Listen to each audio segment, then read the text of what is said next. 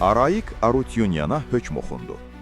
Bakı Hərbi Məhkəməsində Ermənistan vətəndaşlarının davam etdirilən məhkəmə prosesində təqsirləndirilən şəxslərə hökm oxunur. Gözaltı Azərtaca istinadən xəbər verir ki, hökmə əsasən təqsirləndirilən Arayik Arutyunyan qəti olaraq ömürlük azadlıqdan məhrum etmə cəzasına məhkum olunur. Xatırladaq ki, dövlət ittihamını müdafiə edən prokurorlar da təqsirləndirilən şəxsin ömürlük azadlıqdan məhrum edilməsini təklif etmişdi.